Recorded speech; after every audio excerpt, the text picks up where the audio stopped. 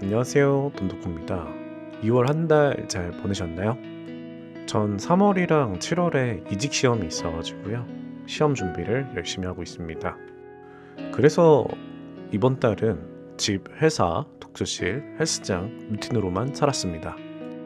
그러다 보니 이번 달 무지출 횟수는 총 24일을 달성을 했습니다. 자, 이번 달 가계부 정리 한번 시작을 해보도록 하겠습니다. 무지출 횟수 24일을 무색하게 만드는 피부과 결제가 200만 원이 있었습니다. 사실상 이 피부과를 결제하는 게 맞나 라는 생각을 많이 했고요. 그래도 결제를 한 이유가 제가 작년 12월쯤에 공기업 면접을 봤었는데요. 최종 면접까지 가서 5명이서 단체 면접을 본 경험이 있거든요.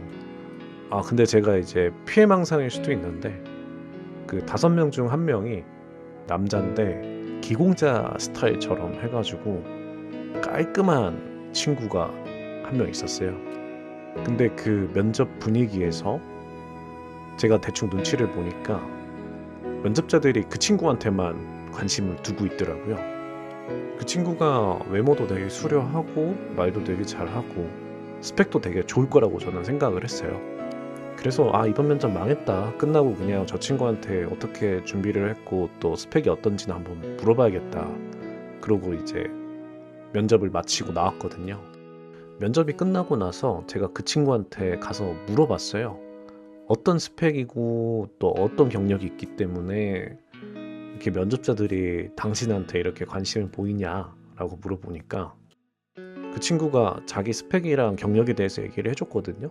근데 제가 훨씬 더 스펙이랑 경력이 더 좋은 거예요.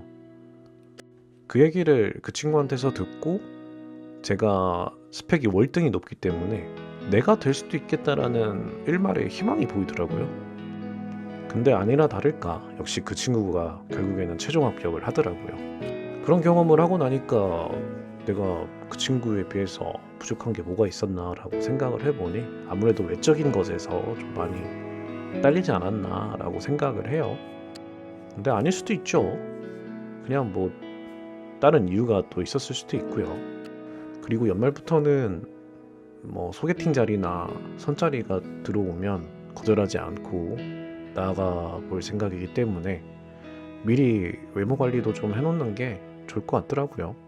예전에 그 유튜버 중에 주원규라고 한 분 있잖아요. 그분 영상을 제가 한번 봤었어요. 이제 남자들도 관리를 해야 된다라고 얘기를 하시더라고요. 뭐 저도 그 말에 동감을 하고요. 그래서 남자들도 이제 관리를 해야 된다라고 생각을 합니다.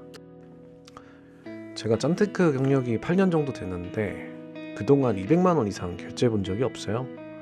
이번에 결제했으니까 앞으로 남은 또 한 해를 잘 아끼면서 보내도록 하겠습니다. 그리고 두 번째로 투자금을 50만 원 정도 추가 투입을 했는데요. 주식이 많이 하락을 했었어요.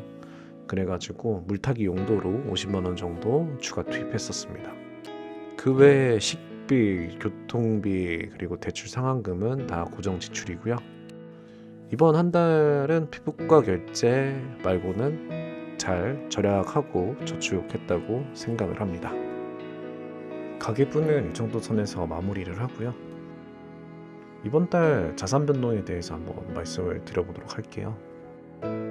이번 2월에는 부동산은 괜찮게 흘러갔으나 주식이랑 코인은 악재가 많은 한 달이었습니다. 자, 첫 번째로 성남에 있는 수진동 재개발 현황은요, 현재 감정평가를 진행 중입니다.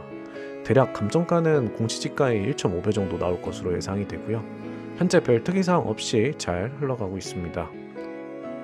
그리고 두 번째, 서울에 있는 S동 신통기 재개발 현황에 대해서 말씀을 드리자면요. 2월 24일자로 관할구역이 양천구청에서 서울시청으로 또 이첩이 됐습니다.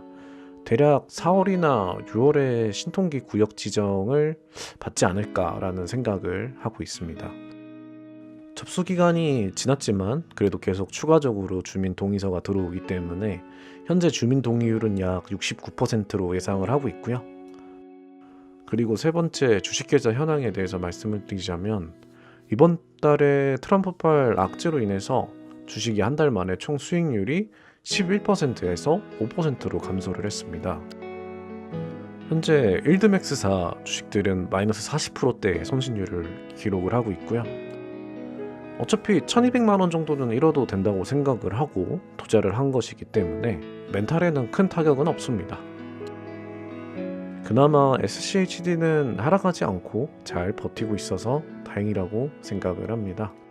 그리고 ISA 계좌에 보유 중이던 타미당 2호 같은 고배당들 있잖아요. 그런 것들은 세금 이슈로 정리를 했고요. 그 정리한 금액으로 다시 코덱스 미국 배당 액티브로 갈아탔습니다. 그리고 네 번째 코인 쪽에서는 이번 달 좋지 않은 성과가 있었습니다.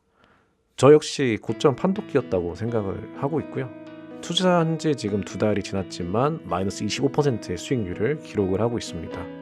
지난 2년 동안 비트코인을 관망해온 걸로 보아서는 또 몇 개월 있으면 회복할 거라고 생각을 하고 있고요.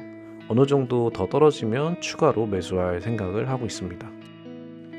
이번 달 자본소득은 주식 배당금 실수령액 97만 원, 월세는 72만 원을 받아서 총합 169만 원입니다.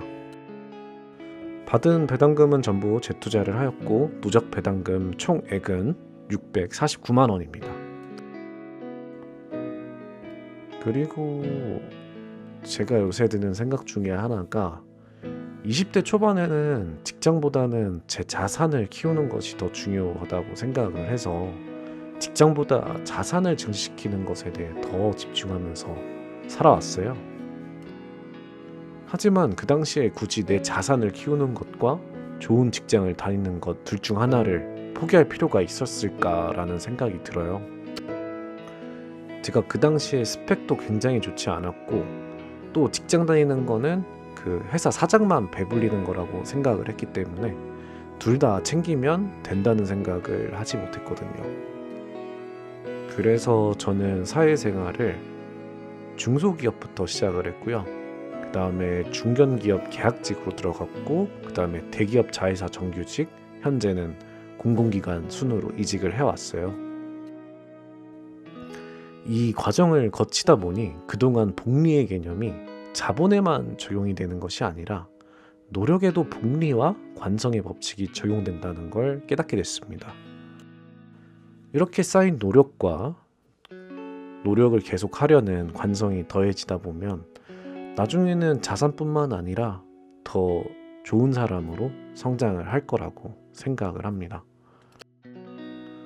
인스타나 유튜브 같은 데 보면은 그 자산 증식을 하기 위해서 노력하시는 분들이 굉장히 많아요.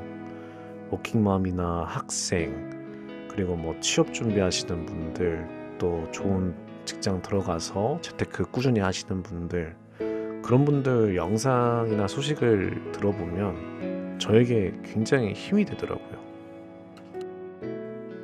생각 정리 차원에서 그냥 주저주저 말씀 좀 드려봤고요. 이번 한 달도 잘 아끼고 또 잘 열심히 알차게 산 것 같습니다. 이번 한 달 고생 많으셨고 3월도 좋은 일만 가득하시길 바라겠습니다.